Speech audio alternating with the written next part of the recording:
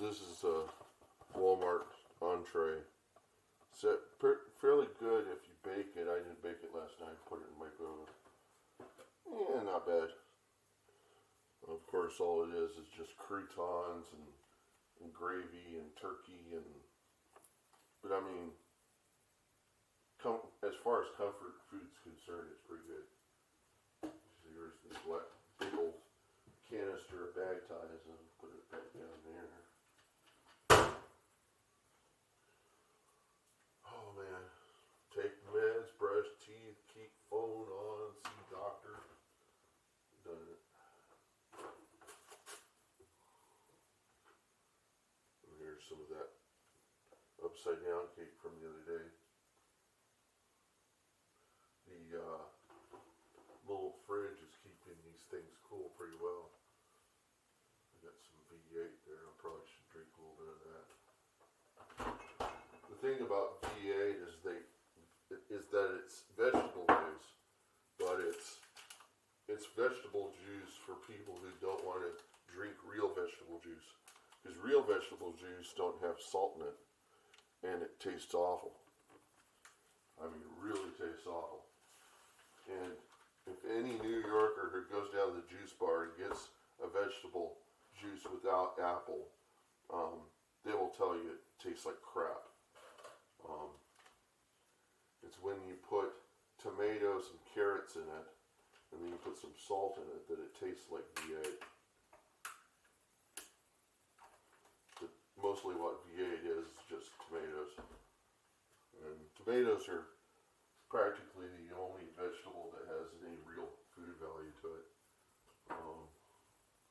or has most of the food value. It's the reason why people eat so many tomatoes.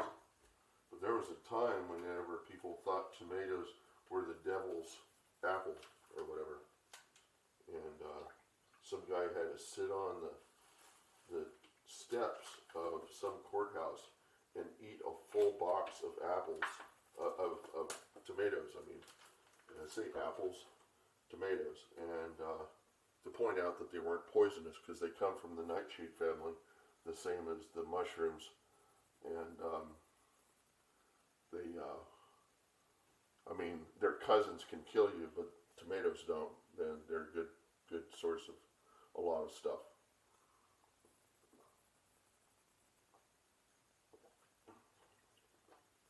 But when you're drinking V8, what you're really getting is a whole lot of sodium. 6 servings is equivalent to about 3 grams of salt. 3 or 4 grams of salt. Let's see, so this is, yeah, it sounds right. That's a lot of salt. I mean, you shouldn't probably have that much salt, but it's almost no different than drinking some soup or something, because that also has salt in it. And if it didn't have salt in it, we probably wouldn't drink it.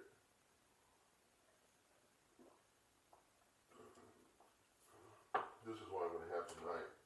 I bought it for myself. It's perfect for the occasion. And it's being covered up by a bunch of other stuff that we'll probably eat sometime in the future. My mom went to the store and bought up a whole ton of food. And the reason why she does that is because she doesn't like to fix food. She would rather, but this is what I'm going to eat tonight. It's $13, and these things taste like they're cheap, considering they taste almost like prime rib. It's the cheapest, best cut of beef you can get at the grocery store.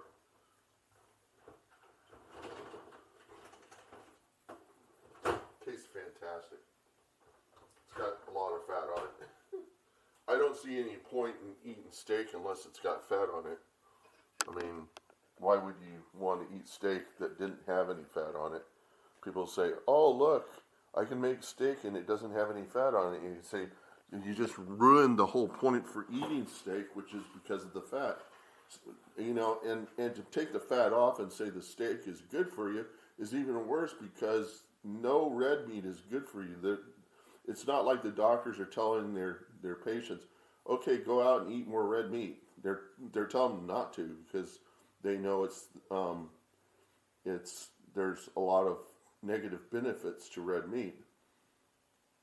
What they want you to use, they want you to eat fish because um, fish don't eat grass and they don't collect fatty tissue the way.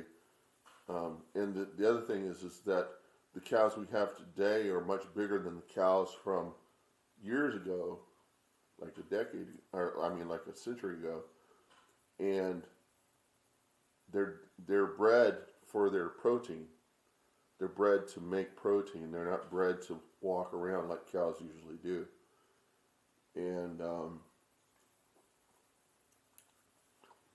it's like the pigs. It's the same sort of issues. They're all produced from the same bull semen, and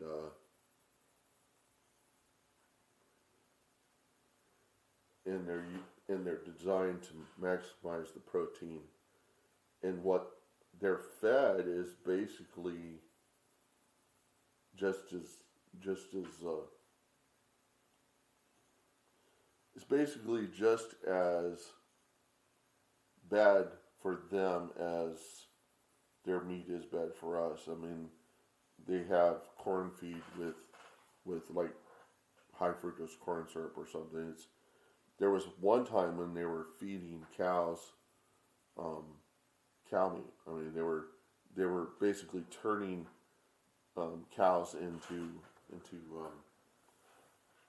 cannibals without their knowing it, of course, because their feed would have like fat or something from cows, and it was a form of saving money, I guess. But if a disease was in one cow and you fed them another